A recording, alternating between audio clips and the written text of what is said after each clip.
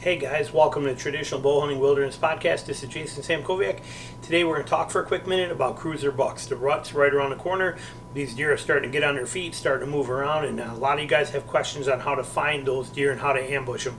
So this is kind of a 101 basics with a little bit more of some of the advanced stuff thrown in there, but some of these tactics are what you're going to want to try to do. There's going to be 7 of them today we're going to talk about that are going to get you where those deer are going to be so you can intercept them as they're trying to find does. And that's the game plan. That's what the whole pre-rut is all about. This isn't rut where they're tending them and they're chasing them all over and dogging them. This is for most of the Midwest. This is the last week of October, first week and a half, 2 weeks of November.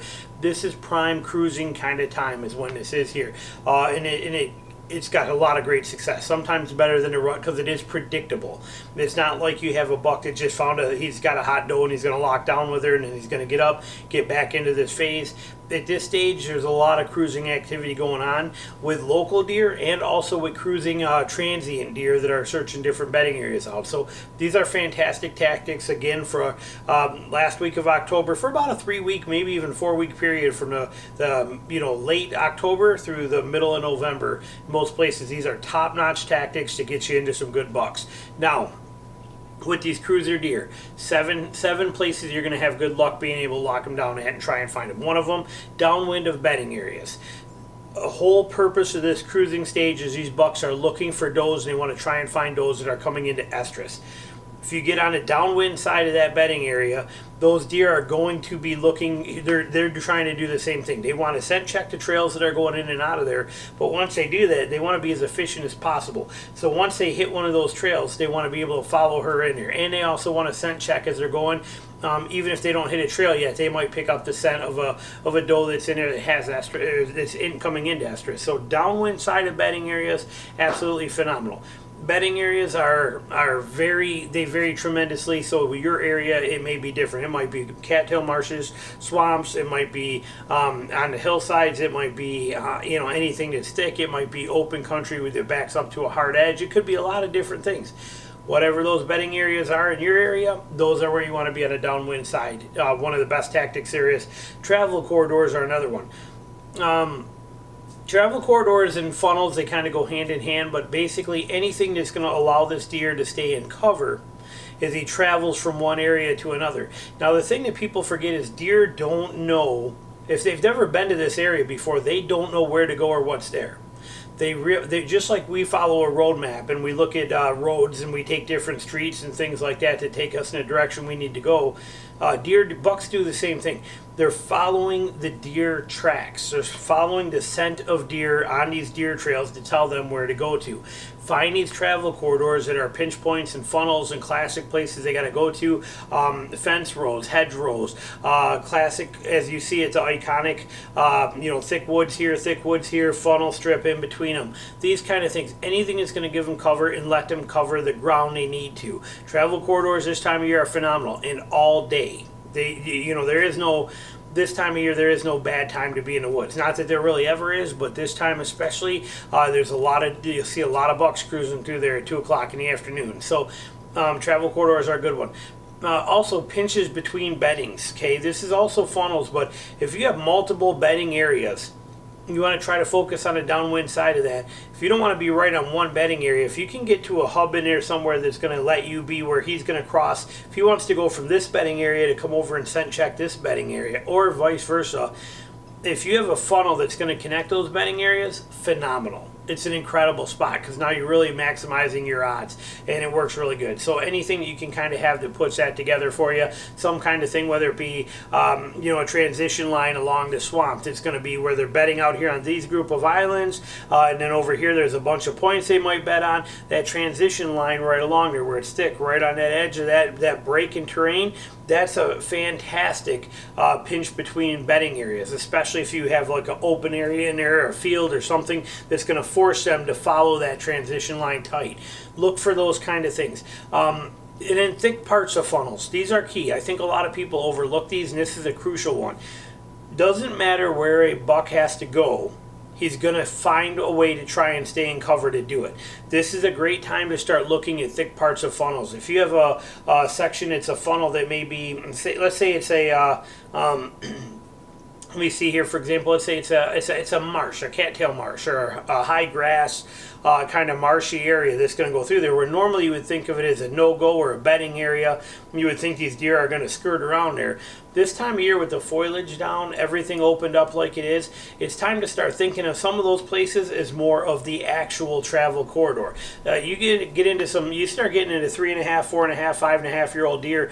They're not going to be out there in those open oaks and cruising through there where you can see them real good right on the edge of that. They'll cut right through the middle of that stuff, or be 20, 30 yards into it. Then you'll start seeing those trails there where they're constantly cruising around there, and that's going to be where they want to be. They want that cover. They don't want to be exposed. And with the foliage down, you want to start looking for the thickest parts of these areas and changing up the way you think. Cover becomes critical for them to be able to make these moves. So those thick parts of funnels, they're fantastic.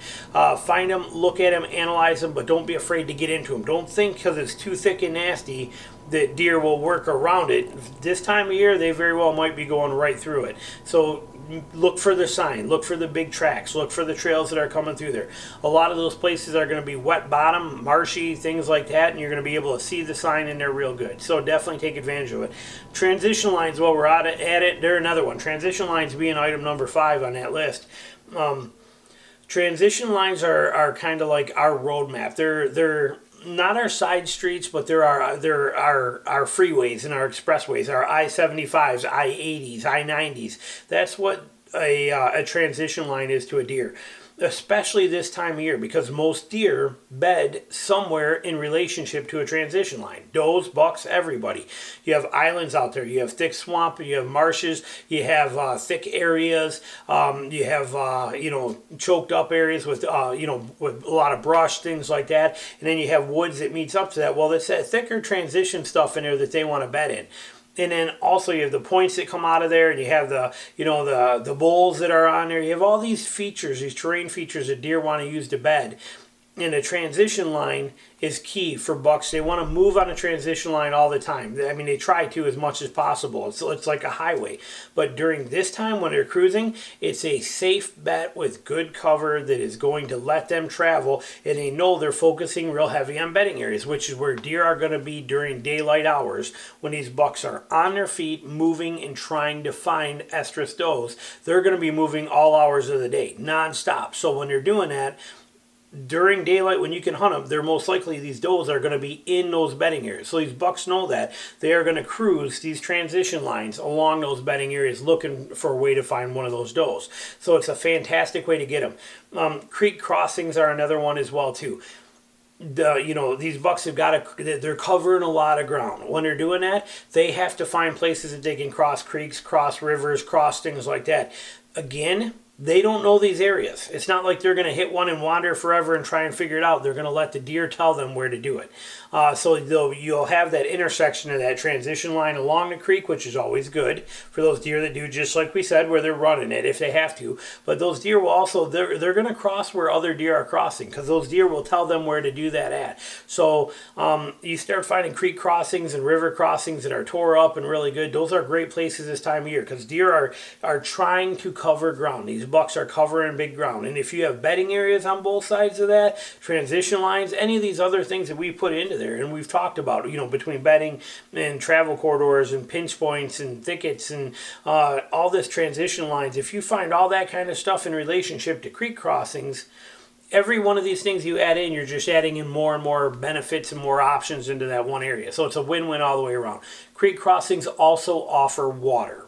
Okay, these deer are on their feet 24 hours a day almost. They're resting here and there for an hour here and there, but they are running nonstop looking for estrus does. When they're doing that, water becomes huge. They can browse for food on their way, but it's through while they're doing their traveling, but they gotta get water. So creek crossings, any kind of water sources, things like that they can hit along their way, those are gold mines. So you see the advantage of a creek crossing as far as giving you the option of having water for them, usually in thicker cover. You got transition lines, you most likely in close proximity to bedding. It's a funnel corridor type setup. It's a win-win on a lot of levels. So those are great things to start focusing on. Number 7, and lastly, while we're talking about creek crossings, you have oxbows in rivers. Now, what an oxbow is most rivers are very S-shaped like this. They're doing that. Well, everywhere that river takes a cut in, this section of timber or woods or whatever it is that is inside of this loop, this part of that S river where it bends out and comes back in, this intersection, that's basically an oxbow. And so what happens there is deer like to bed in those. And so if deer are bedding inside those oxbows, what these bucks want to do is they want to cruise that downwind side of that river so they can scent check every one of those oxbows. So if that river is making an S and the wind is blowing this way, anywhere that river does this and then curls in and goes that way, this inner curl here, right in here, deer are probably going to be bedding in there. There are good beds in there. So this buck is going to want to run. If that river is here, he's going to want to run this edge where he can scent check from that wind every one of those oxbows that are on there. Also, another nice thing to it is it gives you another feature of a funnel. Everywhere that river bows out and then comes back in, that outer bow, that kick out right here, these deer aren't going to do this on that. Okay, that buck is going to hit the downwind side and he's going to run a straight line right up that river. He's going to hug in. Anywhere that river comes out this way, he's going to swing pretty tight to that river. Okay, and then when it goes inside, he may come in a little bit or be out or whatever, and the next one's there. But if you got a spot where you got a big kick on that river kicking out, wind going this way, kicking out this way, set up on where that big kick is or close to it because it's going to kind of funnel that deer. He's going to stay pretty close to that edge where that outer bend is. So those outer bends are good travel corridors, good pinch points, good funnels for them. They make fantastic transition lines. They have access to water. There's good bedding inside of there. A lot of advantages to that. If you have waterway access or river access or anything like that to take advantage of it. So there's some good ideas. There's 7 good ways for you to think about diving into cruiser bucks this year and hopefully increase your odds and get you the deer sightings you want and get you into places where you can kill them. Not just see them 200 yards away or see them happen to move through and get a glimpse of them, but I'm talking about put you into places where you're going to have traditional bow hunting range opportunities at these animals. These are the kind of things you want to focus on. Thanks for watching. We'll be back with more stuff soon. We'll talk to you later. Bye.